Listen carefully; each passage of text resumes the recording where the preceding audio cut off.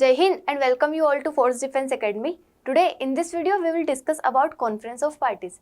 आपने देखा जैसे कई सारी कॉन्फ्रेंस ऑफ पार्टीज होती है बायोलॉजिकल डाइवर्सिटी की, क्लाइमेट चेंज की, बट इस वीडियो में हम बात करेंगे क्लाइमेट चेंज की, क्योंकि कई बार हर साल कोप होती है। जैसे कोप 29 हुई, उसके पहले कोप 28 हुई थी, जैसे कई सारी कोप हुई थी जिसमें कुछ मेजर डिस्कशंस होते हैं, कई सारी चीज़ों के बारे में बताया जाता है, कुछ एग्रीमेंट्स होते हैं जो कि डिफरेंट नेशंस प्लेज लेते हैं कि हम क्लाइमेट चेंज को रोकने के लिए ये करेंगे वो करेंगे।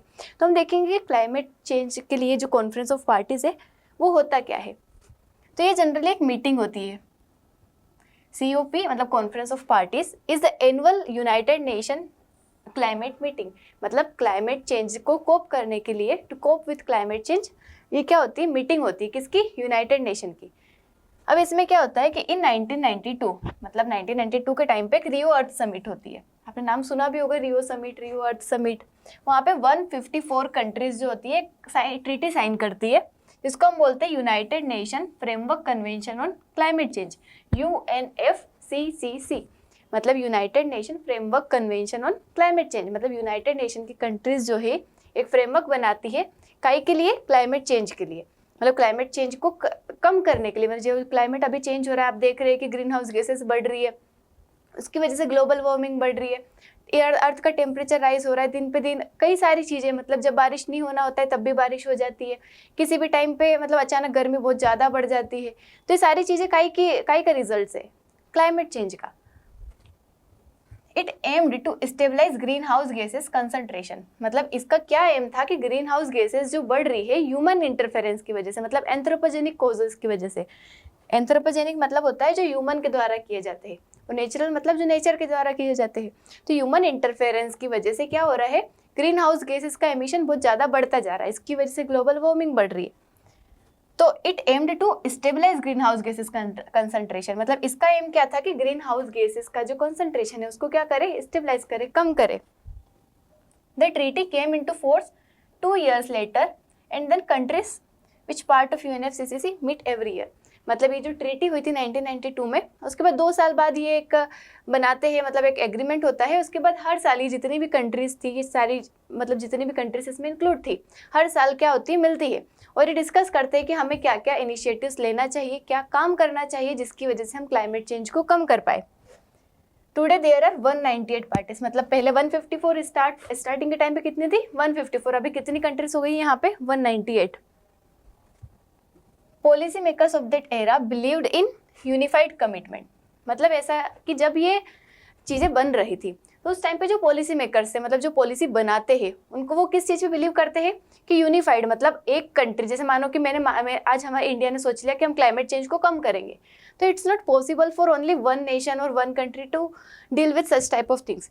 तो ऐसे क्या हुआ कि उन्होंने सोचा, पॉलिसी मेकर्स जो थे, उन्होंने सोचा कि अगर ऐसी कोई भी कंसर्न है रिलेटेड टू क्लाइमेट चेंज या फिर कोई बड़ा अगर इशू है, तो अगर सारी कंट्रीज मिल के, मतलब ज़्यादा से ज़्यादा नेशन मिल के अगर काम करेंगे तभी हम इस चीज़ का सुझाव सोल्यूशन ला पाएंगे।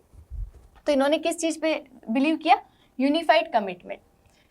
क्योंकि और ये बिलीफ इनका स्ट्रॉन्ग कब हुआ, जब 1987 में मॉन्ट्रियल प्रोटोकॉल हुआ था, जो कि ओजोन लेयर डिप्लीशन को कम करने के लिए उन्होंने लिया था। तब भी कई सारी कंट्री ने मिलकर ये मॉन्ट्रियल प्रोटोकॉल किया था, तो उसका रिजल्ट काफ़ी अच्छा रहा। उसके बाद 1991 में बायलैटरल एग्रीमेंट होता है US और कनाडा का, एसिड रेन को लिमिट करने के लिए। तो उसमें वो सल्फर डाइऑक्साइड का यूज़ कम करते हैं। तो अगर कंट्रीज मिल के काम करेगी तो किसी भी चीज़ का सोल्यूशन आसानी से निकाल सकती है। तो इसी वजह से UNFCCC का इंसेप्शन हुआ, मतलब UNFCCC को लाया गया कि हम सारी कंट्रीज साथ में मिलकर काम करेंगे तभी हम पूरे वर्ल्ड का जो ग्लोबल टेम्परेचर इंक्रीज हो रहा है उसको कम कर पाएंगे। तो फर्स्ट एडिशन ऑफ कोप में पहली बार अगर कोई मीटिंग होती है, पहली बार में क्या करेंगे, डिस्कस ही करेंगे कि किस तरीके से हमने ये जो UNFCCC बनाया है इसको इम्प्लीमेंट करना है। तो पहली बार में सिर्फ इसके बारे में डिस्कशन होता है। फिर ये डिस्कशन में ये पता चलता है, मतलब ये निकलता है कि हम क्या करेंगे, एनुअली मतलब हर साल इसकी मीटिंग करेंगे। तभी कोप 1, कोप 2, कोप 3 ऐसे करते करते अभी डिफरेंट मतलब कोप हर साल क्या होती है, ऑर्गेनाइज होती है। पहली बार जो कोप हुई थी वो कब हुई थी, इन द ईयर 1995। कहाँ हुई थी वो, बर्लिन जर्मनी में। उसके बाद हम देखेंगे कुछ जो कोप हुई उसमें क्या क्या मेजर की टेक अवेज निकले। तो की माइलस्टोन्स जो थे डिफरेंट कोप के, जैसे कोप 3 जिसमें क्योटो प्रोटोकॉल के बारे में बात की गई थी in the year 1997। Kyoto protocol related था कि ग्रीन हाउस गैस का जो एमिशन है, CO2 का जो एमिशन है, उसको क्या किया जाए, कम किया जाए। इसके लिए क्योटो प्रोटोकॉल आया था।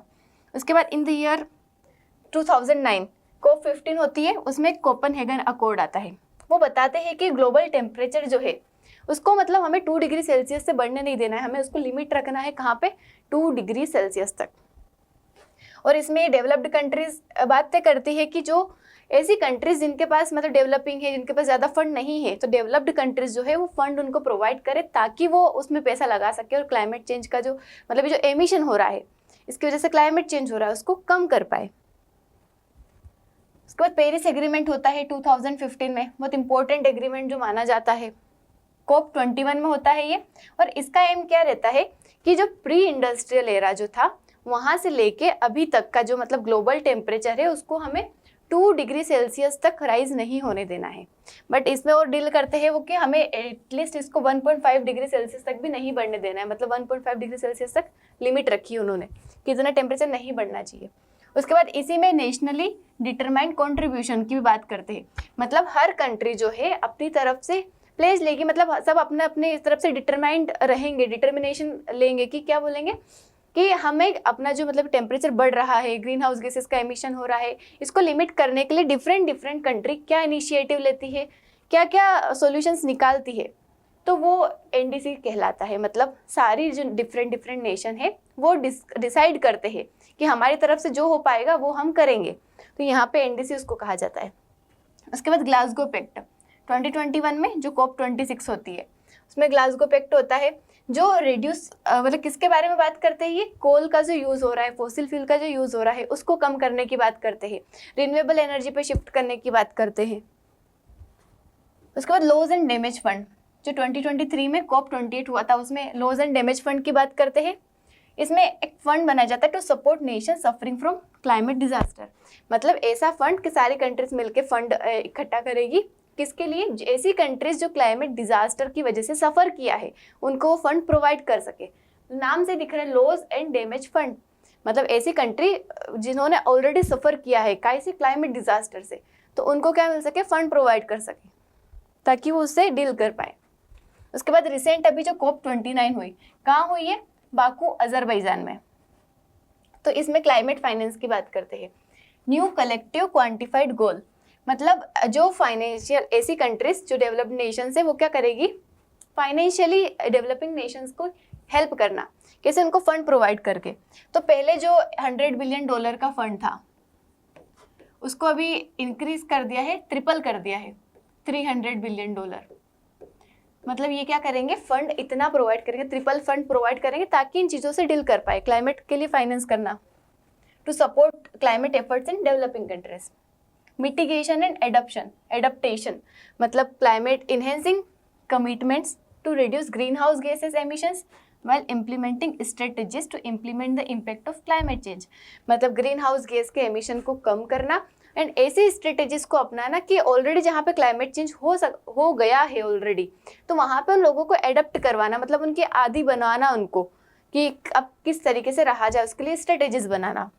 उसके बाद technology transfer, promoting the exchange of climate friendly technologies to bolster global mitigation and adaptation initiative, मतलब टेक्नोलॉजी के ट्रांसफर करना है एक दूसरे को, टेक्नोलॉजी के बारे में डिफरेंट टेक्नोलॉजी के बारे में बताना जो कि कैसी हो, क्लाइमेट फ्रेंडली हो, क्लाइमेट को नुकसान ना पहुंचाए, ऐसी टेक्नोलॉजी का यूज़, उसके बारे में बातें की गई। उसके बाद global stocktake, evaluating collective progress toward the long term objective of Paris agreement, मतलब पेरिस एग्रीमेंट में जो बातें की गई थी उसको लॉन्ग टर्म उसके बारे में क्या किया जाए, इनिशिएटिव्स लिए जाए, मतलब लंबे समय तक वो चीज़ें चले और उसको इम्प्लीमेंट करना, मतलब उस टाइम में डिस्कशन तो हो गया था कि हम ऐसा ऐसा करेंगे, उन चीज़ों को लॉन्ग टर्म तक इम्प्लीमेंट करना, यही सब बातें हुई थी काय में, COP29 में। तो this is all about conference of parties. हम मिलते हैं नेक्स्ट वीडियो में नए टॉपिक के साथ। Thank you so much. जय हिंद।